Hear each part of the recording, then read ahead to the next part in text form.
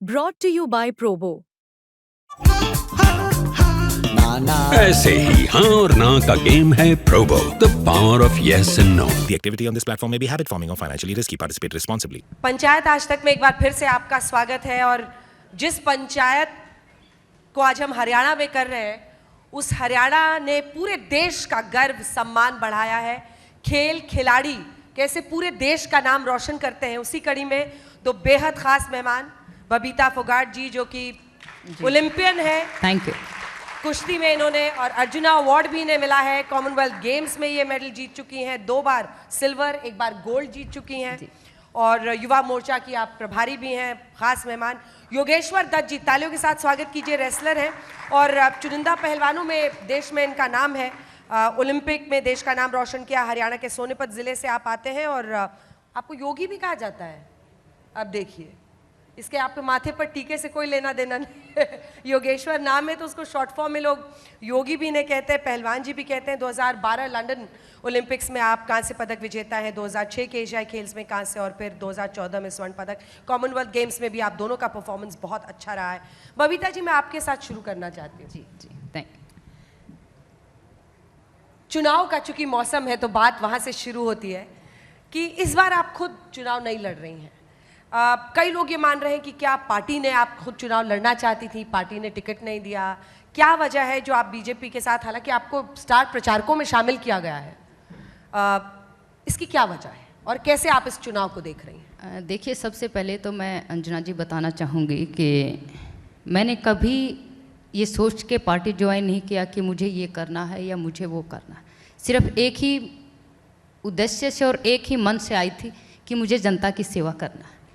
और पार्टी ने जो भी मुझे दायित्व दिया है या जो भी जिम्मेवारी दी, मैंने उसका निर्वहन करके, मेहनत करके उस को लक्ष्य तक पहुंचाने का कार्य किया है। और अभी तक भी मैं यही कहती हूँ कि पार्टी ने जिस भी पद के लिए मुझे चुना है, या मैंने किसी पद के लिए, कोई ऐसा नहीं कि मैं इस पद के लिए मैं आई थी, सिर्फ एक सेवा भाव से आई थी और वो सेवा आज भी कर रही हूँ और करती रहूँगी। मुझे टिकट मिले, चुनाव लड़ाए, पार्टी ना लड़ाए, वो पार्टी का फैसला है, लेकिन जनता की सेवा करने का मुझे मौका मिला है तो मैं जनता की सेवा करूंगी और निरंतर करती रहूंगी। चाहे मुझे जीत मिले, चाहे हार मिले, मुझे टिकट मिले ना मिले, लेकिन हमेशा मैं भारतीय जनता पार्टी की एक साधारण कार्यकर्ता के रूप में और लोगों की सेवा करती रहूंगी। योगेश्वर जी, आपका ट्वीट जहाँ से मैं शुरुआत करना चाहती हूँ, चरित्र जब पवित्र है तो क्यों है ये दशा तेरी, ये पापियों को हक नहीं कि ले वो परीक्षा तेरी, तो खुद की खोज में निकल। तो जब आप खुद की खोज में निकलते हैं तो क्या पाते हैं? योगेश्वर दत्त जी को एक बार फिर वही सवाल आता है कि आप खुद इस बार चुनाव नहीं लड़ रहे हैं, तो अब कांग्रेस वाले कह रहे हैं कि इनको टिकट क्यों नहीं दिया, इनका अपमान कर दिया। आपको क्या लगता है? सभी को राम राम। राम राम। देखिए, राजनीति में इच्छाएं सबकी होती हैं। बिल्कुल हम चुनाव लड़ना चाहते थे और ये पार्टी का फैसला है, इसमें कोई वो बात नहीं है। और जो आपने अभी ट्वीट की बात की, तो मेरा बचपन से ये हो रहा है, कभी भी मेरे को लगता है कि कुछ मेरे कदम पीछे गए हैं, ज़िंदगी में एक ठहराव आया है, तो मैं भगवान का नाम या कोई ना कोई कुछ कहानी या कोई कविता या कुछ ऐसी पढ़ता भी हूँ, उस पर अमल भी करता हूँ अपने आप को ताकत देने के लिए। और हमारा एक ही लक्ष्य है कि देश सेवा करनी है। राजनीति में ऐसे पीछे चुनाव भी लड़ा, मैं 2 चुनाव लड़ा हूँ। और मेरे को जहाँ तक लगता है कि जो भी राजनीति में आता है और जो राजनीति में नहीं है, सभी की इच्छाएं होती हैं, कोई इच्छा बताता, कोई नहीं बताता। तो हम चाहते थे और पार्टी का फैसला, हम उसका स्वागत करते हैं। हमसे योग्य जो हमारे उधर से टिकट दी गई है डॉक्टर अरविंद शर्मा जी को, वो 4 बार के मेंबर ऑफ पार्लियामेंट रह चुके हैं और अलग अलग जगह से, सोनीपत से वो लड़े, वहाँ से जीते, करनाल से 2 बार जीते, पीछे रोहतक से उन्होंने दीपेंद्र जी को रहा था और अब गोहाना से उनको टिकट दी है, तो वो काबिल हैं। और मेरा मानना है कि हमें इस बार हरियाणा में कमल खिलाना 3री बार, और उसी के लिए हम लगे हुए हैं। टिकट किसी को भी मिले, हमें वो पार्टी का, संगठन का फैसला उसको स्वीकार करना चाहिए। क्योंकि जब हम राजनीति में आए थे, एक विचार के साथ, एक सोच के साथ आए थे कि हम किस तरीके से अपनी जो हमारी देश सेवा जो हमने कुश्ती में की है उसको कैसे आगे बढ़ा सकते हैं, कैसे समाज सेवा में आगे बढ़ा सकते हैं, कैसे देश को और मजबूत कर सकते हैं। जिस तरीके से प्रधानमंत्री जी ने पूरी दुनिया में जो देश का एक अलग पहचान बनाई है, आज हमारे खिलाड़ी भी या कोई भी किसी विदेश में जाता है तो उसको एक अच्छी दृष्टि से देखा जाता है। इमिग्रेशन पर लंबी लाइनें नहीं लगती और कपड़े नहीं उतरवाए जाते एयरपोर्ट पे कि भाई हिंदुस्तान से हो आप, तो मतलब एक रिस्पेक्ट बड़ी नज़र से देखा जाता है। तो वही चीज़ें हैं, टिकट मिलना ना मिलना ये भाग्य चीज़ें हैं, ये हमारी सब किस्मत में नहीं है। मैं 4 ओलंपिक खेला हूँ, मेडल एक में ही आया। मेरी तो इच्छा थी मैं 4 ओलंपिक में मेडल जीतूँ और गोल्ड जीतूँ, पर जो भगवान ने जो एक हमारे भाग्य में चीज़ लिखी हुई है वो कब मिलनी है, क्या लिखनी है, उसको भविष्य ही तय करता है। लगता है आपको पार्टी ने समझा लिया है, एकदम मना लिया है। नहीं देखिए, मेरी एक बात हो रहा है, मैं किसी का समझता नहीं, मेरा जब मन जो बोलता है मैं उसी के अनुरूप चलता हूँ और वही चीज़ बोलता हूँ। मेरे को बोलता है कोई ये चीज़ नहीं बोलनी, मेरे लगता है कि मेरे वो चीज़ बोलनी चाहिए तो मैं चीज़ें बोलता हूँ। मेरी कभी से ये चीज़ें किसने बात की आपसे? मुझे लग रहा है कि नहीं, किसी मेरी देखिए जब से आज तक किसी ने बात नहीं की मेरे से। हाँ? नहीं, और उस चीज़ का कोई प्रभाव नहीं पड़ता, क्योंकि पार्टी का अपना काम है, हमारा अपना काम है, और मेरे को लगे कि मेरे को यहाँ पे आना चाहिए तो मैं आया हूँ। तो वो चीज़ें मेरी खुद की हैं, कोई और हर इंसान की अपनी चीज़ें होती हैं। मेरे खुद के कुछ रूल है, मेरे वसूल हैं जिन पर मैं चलता हूँ, चाहे वो घर की बात हो चाहे खेल की बात हो। खेल में भी मेरा ये रहा है, इतना लंबा 4 ओलंपिक मैंने खेला और फिर मेरा पूरा कैरियर ये रहा है, जो मेरे मन में आई मैंने वो चीज़ें की हैं, और जो मेरा मन नहीं मानता वो चीज़ें मैंने नहीं की। आप कितना इमोशन रखती हैं पब्लिक लाइफ में और कितना सोच समझकर डिप्लोमेटिक होकर बोलती हैं? क्योंकि विनेश जी चुनावी मैदान में हैं, आप स्टार प्रचारक हैं बीजेपी की। अगर आपको जुलाना सीट पर, जो उनकी ससुराल है जहाँ से वो चुनावी मैदान में है, वहाँ पर बीजेपी भेजती है प्रचार के लिए, तो आप विनेश फोगाट के खिलाफ प्रचार करेंगे? देखिए, मैंने जो अभी तक कार्य किया है, पार्टी ने जो दायित्व मेरे लिए चुना है या पार्टी ने जो भी जिम्मेदारी दी है, जहाँ भी दी है, मुझे अलग अलग ज़िलों में भी मुझे ओबियसली अभी भी प्रचार करने का मौका मिला। इससे पहले भी मिला है बहुत सारी जगह, चाहे राजस्थान इलेक्शन में, चाहे बिहार में हो, चाहे उत्तर प्रदेश में हो। और मैं सौभाग्यशाली हूँ कि पार्टी ने ये मौका मुझे अलग अलग प्रदेश के अंदर, अलग अलग ज़िलों के अंदर मुझे प्रचार करने का और काम करने का मौका दिया। तो मैं अपने आप को सौभाग्यशाली मानती हूँ कि जिस जगह पे मैं खेल के दौरान नहीं पहुँच पाई, उस जगह पे मैं राजनीति के क्षेत्र में सेवा के भाव से लोगों के से जुड़ने का ये माध्यम भी है, और लोगों तक पहुंच रही हूं, उनको जानने की कोशिश कर रही हूं, उनके लिए उनको समझने की कोशिश करती हूं, क्योंकि एक क्षेत्र में रह के और दूसरे क्षेत्र में अलग अलग समस्याएं हैं, डिफरेंट भाषाएं हैं, और बहुत कुछ चीज़ें हमें वहाँ से सीखने को और देखने को मिलती है। मैं एक एग्जांपल आपको बताती हूँ।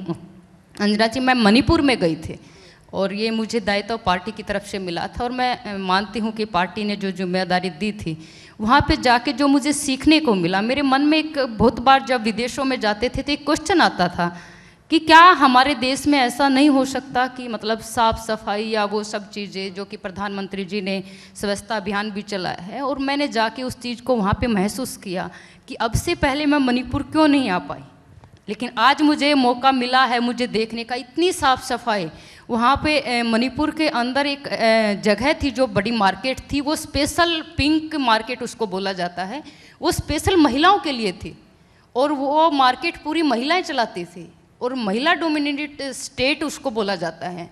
मणिपुर के अंदर महिलाएं जो हैं वो इतनी बाहर जाके ओपनली इतना अच्छा काम कर रही हैं, मतलब एग्जाम्पल के तौर पे महिलाओं को देखा जाता है। तो वो चीज़ मुझे सीखने को मिली है वहाँ पे। तो मैं मानती हूँ कि जहाँ भी पार्टी ने मुझे मौका दिया और जहाँ पे भी आगे काम करने के लिए, चाहे किसी भी जगह भी किसी भी क्षेत्र में सेवा का मौका देगी, मैं वहाँ पे काम करूँगी। पर आपके लिए एक प्रेशर था पहले कि विनेश और साक्षी मलिक और ये सारे प्लेयर्स, बजरंग पुनिया, सब जब जंतर मंतर पर बैठे थे कि आप नहीं बोल रही, आप बीजेपी की तरफ से हैं, अब वो भी कांग्रेस की तरफ हैं, तो आप उन पर अटैक करने से बचेंगी या आप भी बोलेंगी? देखिए, मैं इतना कहूँ क्योंकि मैं भी भारतीय जनता पार्टी के अंदर हूँ, मैं भी एक पार्टी की कार्यकर्ता हूँ, और ये किसी का भी कोई भी निर्णय हो सकता है, कोई भी किसी समय पे कोई पार्टी ज्वाइन कर सकता है। मुझे लगता है कि इससे किसी को कोई आपत्ति नहीं हो सकती। लेकिन एक चीज़ ज़रूर कहना चाहूँगी कि हो सकता है कि शायद उनका कांग्रेस में जाने का निर्णय पहले से हो, लेकिन जो बार बार भाजपा को या प्रधानमंत्री जी को कटघरे में खड़ा करते हैं, उनके लिए मैं 2 लाइनें ज़रूर कहना चाहूँगी कि जलते होंगे चिराग यहाँ पे, चिराग जिनको जलाया जाता है, हर बार ही हमेशा हवाओं को ही शिकायत के रूप में देखा जाता है। तो शिकायत के रूप में हमेशा उन्हीं को कटघरे में खड़ा करते हैं जिनके ऊपर जिनका कोई लेना देना नहीं है उस विषय का, जिनके ऊपर इतने बार बार लांछन लगाए जाते हैं, उनको कटघरे के अंदर खड़ा किया जाता है। तो मैं मानती हूँ कि 10 वर्षों के अंदर जिस तरह से प्रधानमंत्री जी ने खेल और खिलाड़ियों के लिए जो कार्य किया है, शायद हम खिलाड़ी भी वहाँ तक कभी सोच नहीं पाए थे कि इतना भी कुछ खिलाड़ियों को कभी मिलेगा और इतना सम्मान मिलेगा। वो आदरणीय प्रधानमंत्री जी के नेतृत्व में खेल और खिलाड़ियों को दोनों को मिला है। योगेश्वर जी, आपकी क्या राय है विनेश फोगाट जी के कांग्रेस पार्टी से चुनावी मैदान में उतरने पर? आपको लगता है कि ठीक था? क्योंकि साक्षी मलिक ने कहा कि हमारा पॉलिटिकल आंदोलन था, वैसा ही रहना चाहिए, मैं नहीं ज्वाइन करूंगी पार्टी। आपकी क्या सोच? देखिए, राजनीति में जाना सबकी अपने चीज़ है, उसकी मन की मर्जी की। मैं हम बीजेपी में, बबीता जी बीजेपी में आई हूँ, कांग्रेस में गई हैं, और पर देश को सच पता लगना चाहिए। और मैं आपको माध्यम से कहूँगा, जो चीज़ें पीछे हिंदुस्तान में पिछले 1 साल में घटी, चाहे वो ओलंपिक में डिस्क्वालीफाई होना हो, चाहे वो आंदोलन हो, नई संसद का जब उद्घाटन होना था, उस टाइम पे इस तरह की छवि बनाई गई हिंदुस्तान की, पूरी दुनिया में उसको गलत तरीके से प्रचार किया गया। अब आप बताइए कि जैसे ओलंपिक में डिस्क्वालीफाई होना था, पहली बात तो अगर कोई खिलाड़ी डिस्क्वालीफाई होता है तो उसको पूरे देश के सामने माफ़ी मांगनी चाहिए कि मेरे से गलती हुई, इस मेडल का मैंने नुकसान किया है, और उसके फिर साजिश का रूप दिया गया। और साजिश में प्रधानमंत्री जी के ऊपर ब्लेम लगाया गया कि भाई प्रधानमंत्री ने फंसा की साजिश के तहत हमें दूर रखा गया है। और सबको पता है कि अगर कोई डिस्क्वालीफाई होता है तो वो, अगर किसी का वेट नहीं आता है तो वो 1 ग्राम हो, चाहे 10 ग्राम से 100 ग्राम हो, उस तरीके को पूरे देश में एक गलत माहौल बनाया गया। ऐसे वो आंदोलन की बात है, उसमें भी गलत तरीके से लोगों को बताया गया, इकट्ठा किया गया, तो मैं मानता हूँ उसको गलत है। और ओलंपिक की बात मैं आपको करूँगा कि एक देश को मेडल का नुकसान करने के बाद भी यहाँ पे पूरे देश में एक प्रसेशन बनाया गया कि भाई यहाँ पे गलत हुआ और विनेश के साथ गलत हुआ। और उसकी जगह, विनेश की जगह अगर मैं होता तो मैं पूरे देश से माफ़ी मांगता कि मैं अपना वेट नहीं लेके आ पाया, मेरी गलती है, मैं पूरे देश से माफ़ी मांगता हूँ कि मैंने एक मेडल का देश को नुकसान किया। पर यहाँ तो स्वागत हो रहे हैं, देश पूरा एक प्रधानमंत्री को गाड़ियाँ दे रहे हैं, और उनके स्वागत, एक गलती पे स्वागत करने की जो चीज़ें प्रथा हिंदुस्तान में चली है, ये बहुत गलत है।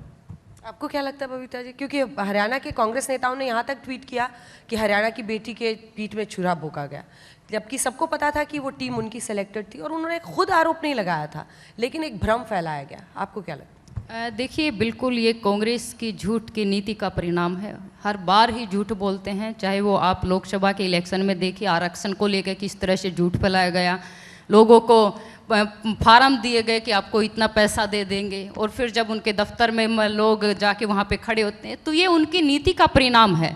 वो हर बार ही झूठ बोलते हैं, हर बार ही झूठ के सहारे वो सरकार बनाने की सोचते हैं, लेकिन वो लोगों के साथ कितना बड़ा धोखा, कितना अन्याय कर रहे हैं, उस चीज़ को महसूस नहीं करते। लेकिन अंजना जी, आपने जो पूछा, मैं ज़रूर कहना चाहूँगी, ऑफकोर्स 2012 के अंदर मैं खुद डिस्क्वालीफाई हुई थी, और यहाँ तक ही नहीं, डिस्क्वालीफाई हुई थी, उसकी सज़ा भी मुझे अपने भारत देश के अंदर भी मुझे मिली थी कि मैं 2012 की जो ट्रायल थी ओलंपिक के लिए, मैं वो ओलंपिक की ट्रायल भी नहीं खेल पाई थी।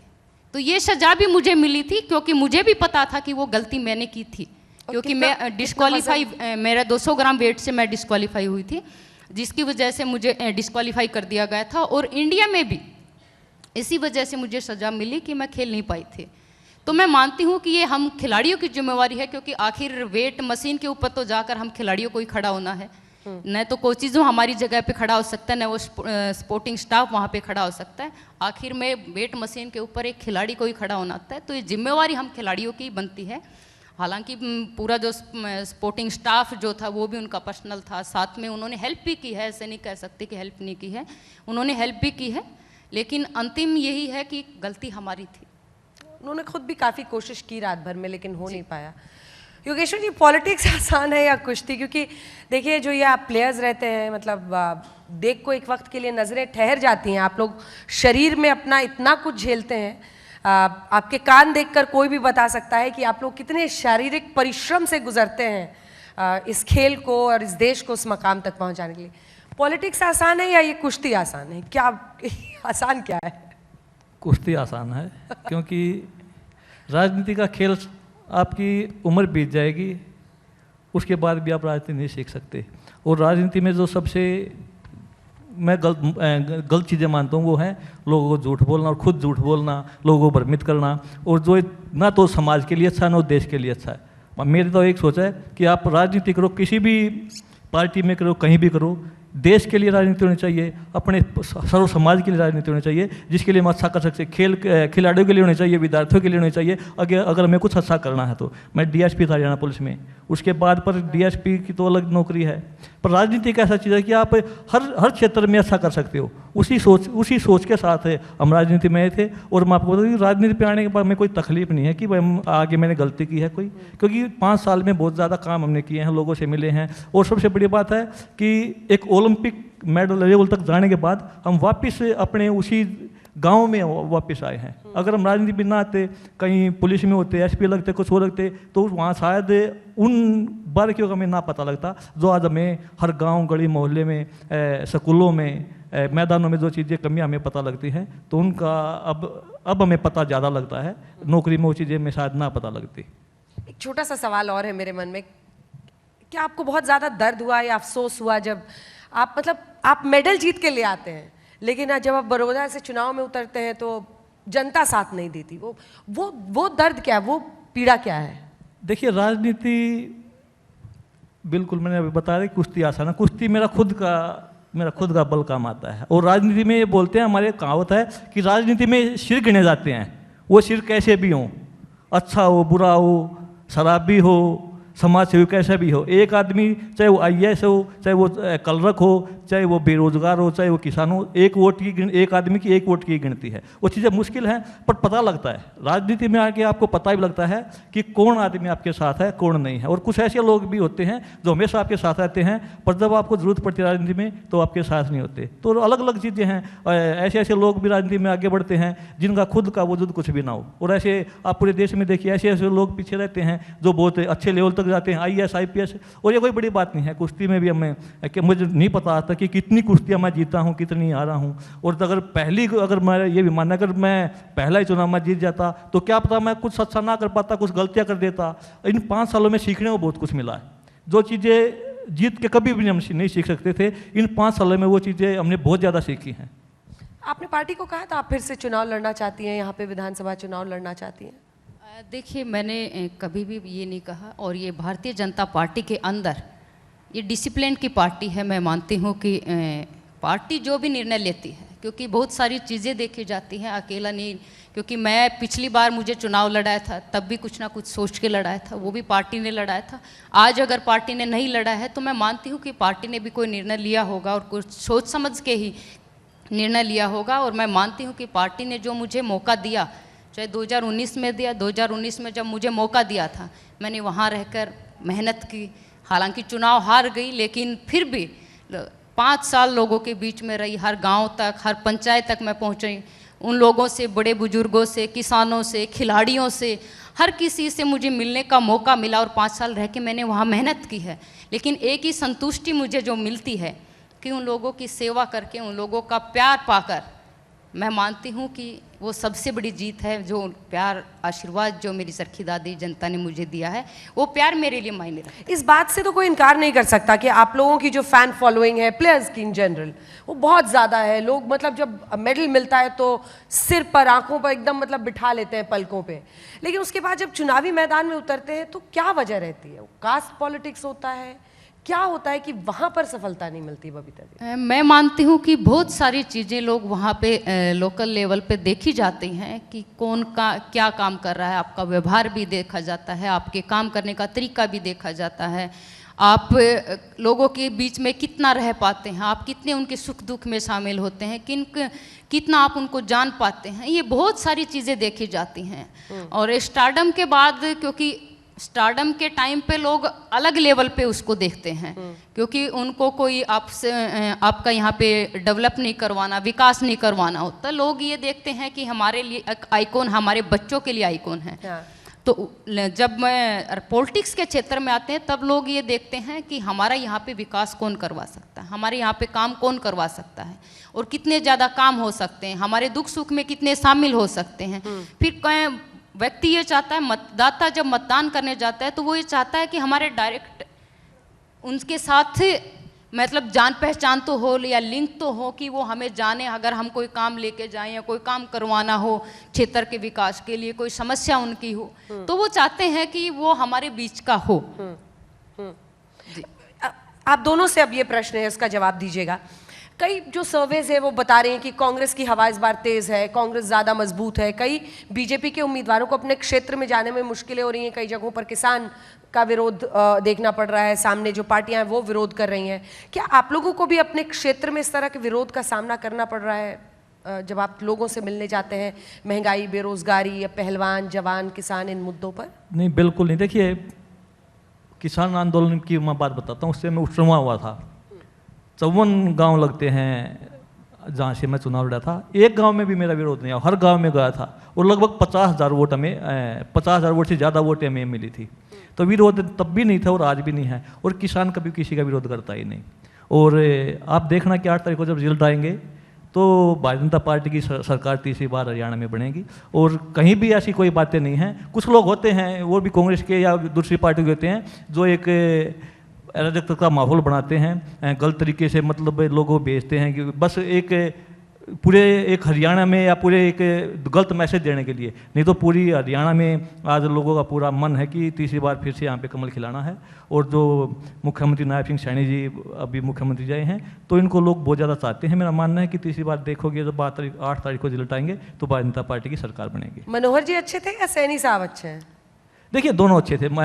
पूर्व मुख्यमंत्री मनोहर लाल जी ने जो हरियाणा में बिना पर्ची बिना खर्ची के जो ईमानदारी की एक लाइन खींची है, वो इतिहास है। और आने वाले टाइम में मनोहर लाल जी को याद किया जाएगा कि जिस तरीके से मेरिट के आधार पर उन्होंने बच्चों को लगाया है, जो हरियाणा में जो ईमानदारी से काम हुए हैं, तो उनको याद रखा जाएगा। और नायब सिंह सैनी जी का जो व्यवहार है वो बहुत अच्छा। रात के 12-12, 2-2 बजे तक दिन रात वो लोगों से मिलते हैं, और बड़े छोटे अपने मुख्यमंत्री कार्यकाल में उन्होंने जो काम किए हैं, तो MSP पे फसलों पे MSP देने की बात हो, या और बहनों के लिए काम हो, गरीबों के लिए काम हो, जो गांव में प्लॉट और जो घर बनाने के लिए पैसे दिए जाते हैं, तो हर काम बड़े अच्छे तरीके से हुआ है। और उसी का ये रिजल्ट है कि आज हरियाणा में तीसरी बार भारतीय जनता पार्टी सरकार बनने जा रही है। नविता जी, आपको क्या लगता है? आपको ऐसा विरोध का सामना करना पड़ता है? देखिए, बिल्कुल नहीं, क्योंकि 5 साल रह के मैंने वहाँ पे काम किया है, और 5 साल के अंदर मैंने कहा, पहले भी कहा है कि मैं हर गांव, हर पंचायत, हर घर तक मैं पहुँचे हूँ। अगर विरोध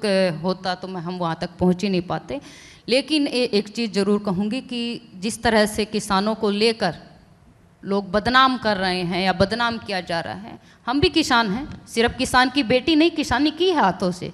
मुझे भैंस का दूध निकालना आता है, मुझे चारा डालना आता है। हमने पहलवानी के साथ साथ घर का वो काम किया है जो बचपन से जो एक आम लड़की करती है। हमने ज्वार, बाजर सब हाथों से काटे हैं, सरसों काटी है, गेहूं काटे हैं।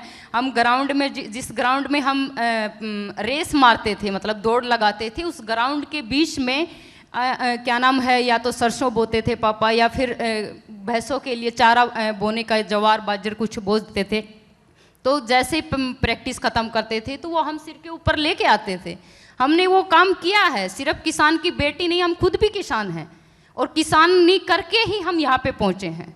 तो ऐसे तो नहीं हो सकता कि हम किसान नहीं हैं, हम भी तो किसान हैं। और जो लोग धरती से जुड़े, वो हर आदमी किसान है, जिसने अपने हाथों से पहलवानी की हो, या कोई भी IAS IPS जो बच्चा बनता है, कहीं ना कहीं वो ग्राउंड लेवल से जो ऊपर तक पहुँचते हैं, तो वो लोग मेहनत करके पहुंचते हैं। और मैं मानती हूं कि जो विरोध कर रहे हैं, ये लोकतंत्र है। लोकतंत्र के अंदर सबका अधिकार है वोट मांगना और वोट देना। अगर मतदाता का अधिकार है तो वोट मांगना एक नेता का अधिकार है।